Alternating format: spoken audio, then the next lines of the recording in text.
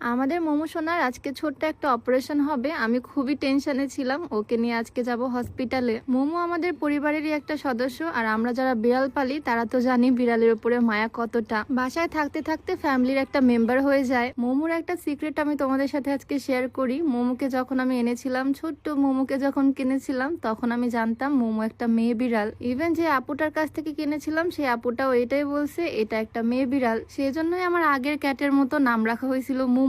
তবে কয়েক মাস যাওয়ার পরে বুঝতে পারছি মোমো আসলে একটা ছেলে বিড়াল। এতদিন পর আজকে তোমাদের সাথে শেয়ার করলাম। আমাদের মোমো খুবই লক্ষ্মী একটা বাচ্চা, ছেলে হলেও খুব একটা চঞ্চল না। তবে ছেলে বিড়াল পালা খুবই ঝামেলার। ও সবসময় এখানে ওখানে হিসু করে দেয়। আমার আম্মু তো সারাদিন বাড়িতে একাই থাকে মোমোর সাথেই। সারাদিন এখানে ওখানে হিসু করে দিলে আসলে এটা খুবই জ্বালা যন্ত্রণার ব্যাপার। তাই আজকে ওকে নিয়ে হসপিটালে যাচ্ছি, মোমো নিউটার করিয়ে দিব। ছোট্ট একটা অপারেশন, এটা করলে মোমো আর এখানে ওখানে হিসু করবে না, লিটারে বসে হিসু করবে। ডক্টরের কাছ থেকে সাজেশন নিয়েই যাচ্ছি। বিড়াল পালি আমি ছোটবেলা থেকে, বাট সব সময় মেয়ে বিড়াল পালতাম, কারণ ছেলে বিড়াল অনেক বেশি চঞ্চল হয়, অনেক বেশি দুষ্টু হয়, বাড়ি থেকে বের হয়ে যায় বারবার। আমাদের মোমো যদিও খুবই লক্ষ্মী, প্রথমে তো ওকে মেয়েই ভাবছিলাম। জার্নিতে ওর কোনো সমস্যা হয় না, ঝুড়ির মধ্যে একদম চুপটি করে বসে আছে। তবে হিসু করার সমস্যাটা সমাধানের জন্যই আজকে ওকে নিয়ে যাচ্ছি নিউটার করাতে। আমাদের যে কোনো বিড়ালের সমস্যা হলে আমরা ডক্টর সাজিদের পেট ক্লিনিকেই আসি ভদ্রা মোড়ে। আমি মোমোকে নিয়ে আসছি, আরো অনেক অসুস্থ বিড়ালি এখানে আছে। এই বিড়ালটার অনেক বয়স হয়ে গেছে, ওর শ্বাসকষ্টের সমস্যা হচ্ছে, তাই অক্সিজেন দিয়ে রাখা হয়েছে।